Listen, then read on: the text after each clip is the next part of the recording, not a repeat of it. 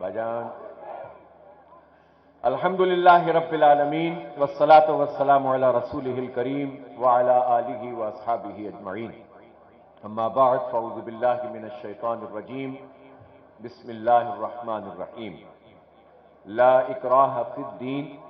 क़द तबय्यनर रुश्दु मिनल गय्य फमन यकफुर बित्तागूति व युमिन बिल्लाहि फ़क़द इस्तमसक बिल उर्वतिल वुस्क़ा लन इंफ़िसाम लहा वल्लाहु समीउन अलीम सदक़ल्लाहुल अलीयुल अज़ीम। बहुत ही काबिल एहतराम जनाब मियां मोहम्मद असलम साहब, नायब अमीर जमात इस्लामी पाकिस्तान, जनाब इकबाल अहमद खान साहब, कायम मुकाम अमीर सूबा, मोहतरम नसरुल्लाह रंधावा साहब, आज की इस शानदार तकरीब के मेज़बान अमीर जमात इस्लामी इस्लामाबाद, कायदीन मोहतरम, हमारे बिजनेस कम्युनिटी, ताजिर बिरादरी, उलमाए किराम, अतिब्बाए इज़ाम, डॉक्टर हजरात, इंजीनियर्स, सिविल सोसाइटी, मजदूरों, किसानों, तलबा, नौजवानों के सबके नुमाइंदा हजरात और मेरे बहुत ही काबिल एहतराम दोस्तों, भाइयों, नौजवानों, बुजुर्गों और मेरी बहुत इज्जत माँ और बहनों, बेटियों, सबसे पहले मैं आप तमाम लोगों का दिल की गहराइयों से शुक्रिया अदा करता हूं कि आपने शानदार इस्तकबाल किया है और आपका ये इस्तकबाल, आपकी ये मोहब्बत अगर मेरे साथ एक यकजहती के इजहार के तौर पर है तो कोई और रिश्ता नहीं है सिवाय इसके कि हम एक रिश्ते में बंधे हुए हैं और वो ये है कि हम अल्लाह के दीन का काम करने वाले लोग हैं, अल्लाह के रास्ते में सफ़र करने वाले लोग हैं। हमारा आपसे ताल्लुक़ दीन का ताल्लुक़ है, हमारा आपसे ताल्लुक़ इस मुल्क का ताल्लुक़ है, इस खित्ते का ताल्लुक़ है और ये ताल्लुक़ बहुत बड़ा ताल्लुक़ है।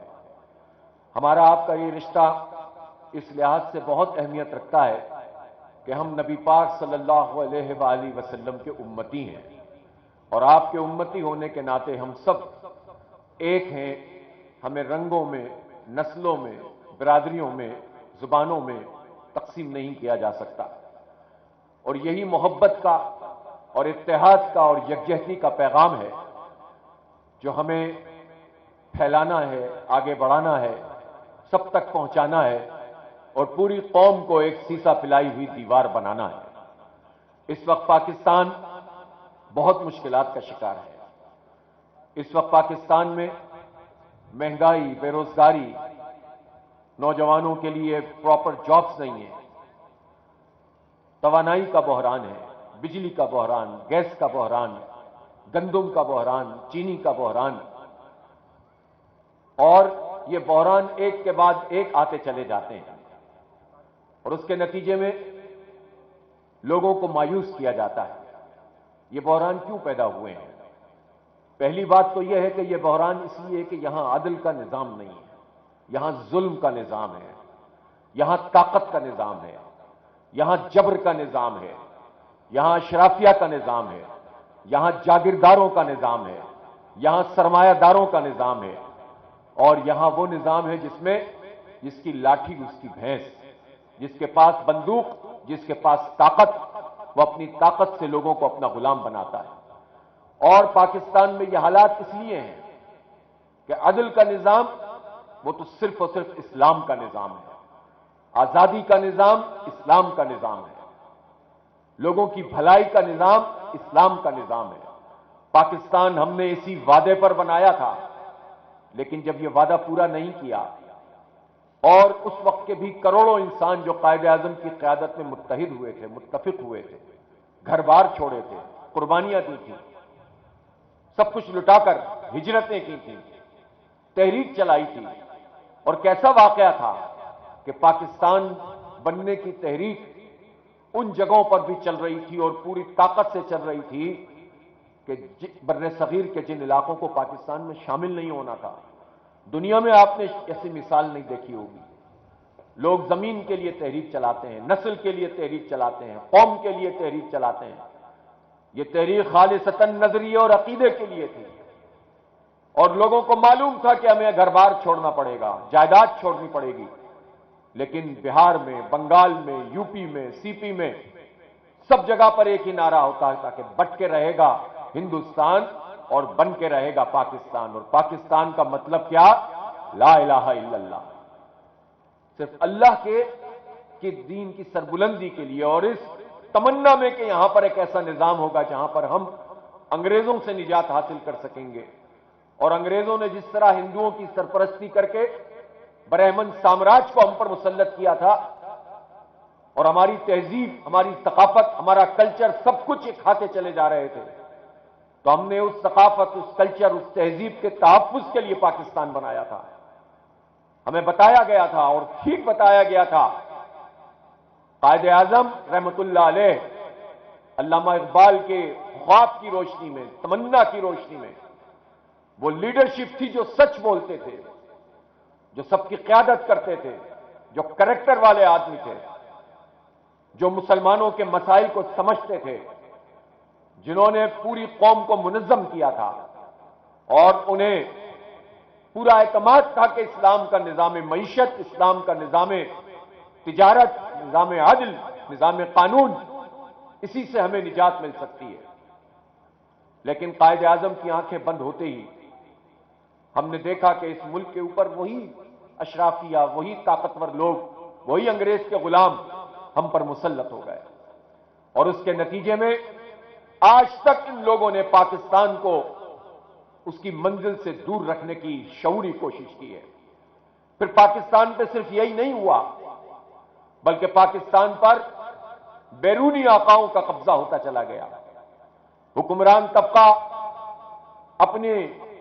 حکومت بچانے کے لیے، اپنی مراعات بچانے کے لیے پہلے انگریزوں اور پھر امریکہ کے پلڑے میں اپنا وزن ڈالتا رہا، اور پھر ان کے کہنے پر یہاں پر وہ سارے کام کرتے رہے کہ جس کے نتیجے میں ہمارا معاشرہ تقسیم ہوا، یہاں نفرتیں پروان چڑھیں۔ یہ مشرقی بازو ہمارا، اس نے تو پاکستان کے لیے بڑی تحریک چلائی تھی، اس مشرقی بازو نے تو اردو کی تحریک چلائی تھی، آل انڈیا مسلم لیگ بنی وہیں پر تھی،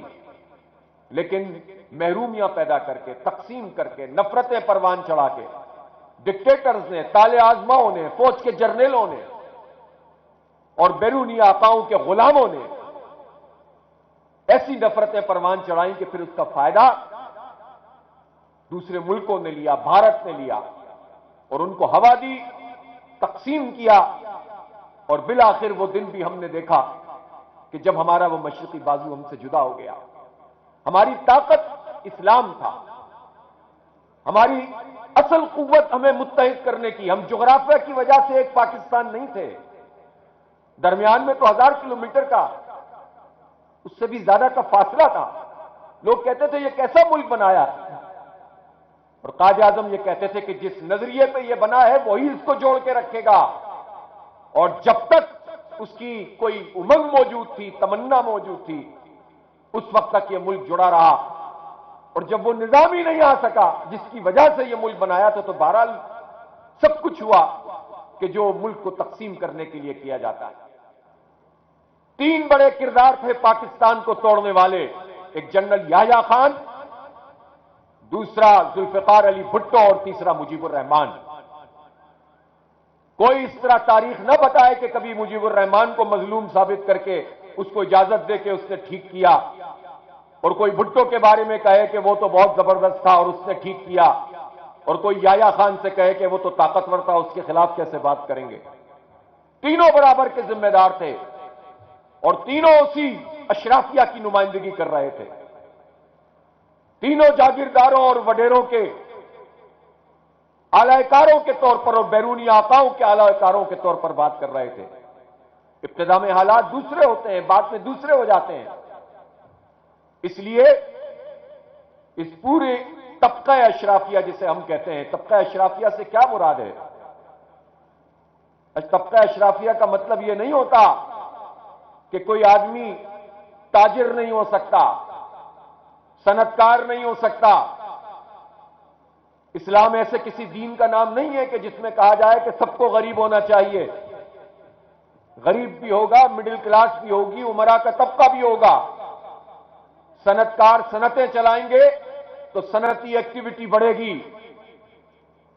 جس کے پاس زمین ہوگی، کاشتکار ہوگا، وہ اپنی زمین میں کاشت کرے گا، غلہ اگائے گا تو سب کا بھلا ہوگا۔ اسلام کے نظام میں، اس کی معیشت میں، اس کے سماج میں اور سرمایہ دارانہ اور جاگیردارانہ سماج میں ایک فرق ہے، اور فرق یہ ہے کہ اسلام کے نظام میں امیر کی عمارت غریب کے استحصال پر نہیں ہوتی، اس کا حق مار کر نہیں ہوتی، اس کا حق دے کر سرمایہ کو معاشرے کے اندر رول کر کے ہوتی ہے۔